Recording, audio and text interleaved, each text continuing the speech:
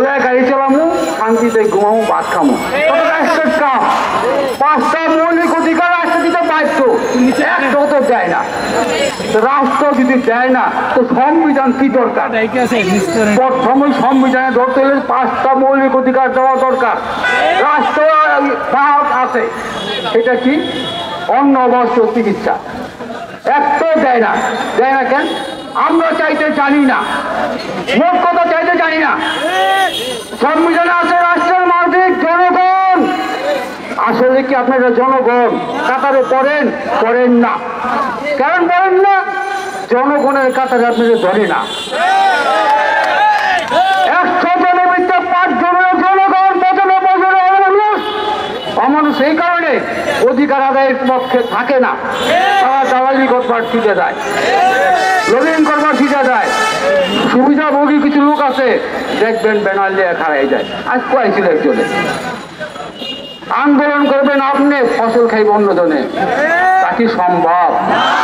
যদি সম্ভব না হয় তাকে আজ থেকে ঘোষণা করেন যে লাইসেন্সটা পাই আমার দেন, দয়া করে লাইসেন্সটা দেন, আমি ঠিক মতো দুটো ভাত খাই। আমরা কোনো দলের পক্ষে কথা বলি না, সব দলের লোক আছেন, কিন্তু শ্রমিকের দল তো একটাই, আমরা শ্রমিক বাঁচতে চাই, দুটা ভাত খাইতে চাই। সব দলকেই কয় দুনিয়ার মজুরি এক। আসলে কি তারা কি মনের থেকে কয়? কয় না। কিন্তু যারা বামপন্থী কমিউনিস্ট আন্দোলন করে তারা মনের থেকেই কয় যে আসলে সমাজতন্ত্রটা দরকার। বিশ্বাস করি না এই মুখ দিয়ে ভাত খান আর এই মুখ দিয়ে মিথ্যা কথা কয়, এই মুখ দিয়ে বাচ্চারি করেন আপনি। কিন্তু আমরা চাই আমাকে লাইসেন্স। আমাদের গরিব মানুষ, আপনি মিরপুরের মানুষগুলা মাইরা আপনি আহত করে আপনি মেডিকেলে ঢুকাইছেন। গতকাল রাইতে, গত পরশু দিন রাইতে নাদিম বাইরে বাড়ি ছাড়া করছে। আমি হাকিম ভান্ডারি আমারও বাড়ি ছাড়া করছে। এই ধরনের বহুত বহুত বহুত হাজারিবাগ আছে, মোহাম্মদপুর আছে, তাদের অনেক নেতাকে, আমাদের নেতাকে বাড়ি ছাড়া করে দিতে। তাইলে আপনি আমাদের আটা দিয়া আর বুঝাইেন না, আটা দিয়া বহুত বুঝাইছেন গোসাই, আর আমরা আটাই বুঝবো না, আমরা চাই নাম্বার। আপনারা কি বলেন? সবাই নাম্বার চাই, নাম্বার ছাড়া আমরা বিশ্বাস করি না।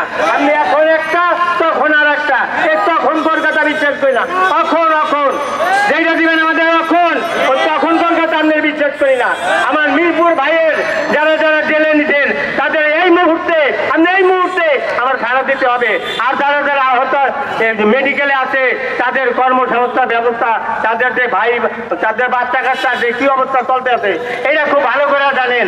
কিন্তু তাদের খাওয়ান পোষণ আপনি দিতে হবে।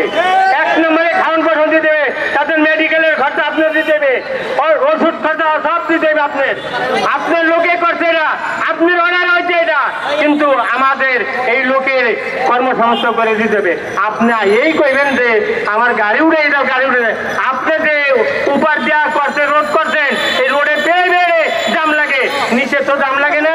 প্রাইভেটে কেমন দাম লাগে? আপনি প্রাইভেট চালাইতেছেন, মাইক্রো চালাইতেছেন, সব চালাইতেছেন, সেখানে তো কোনো রিক্সা নাই, সেখানে কোনো রিক্সা নাই। কেন আপনি এই জায়গা আপনি গরিবের মাথার হক নষ্ট করতেছেন?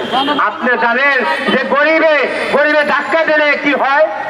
হবায় ভাড়ন ধরছে, মনে রেখে ফাটল কোন জায়গা যায় তা বলতে পারি না, কখনো বলতে পারি না।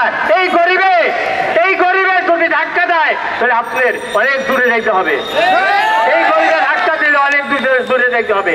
এই বলে আমি আমার বক্তব্য শেষ করলাম। লাল সালাম।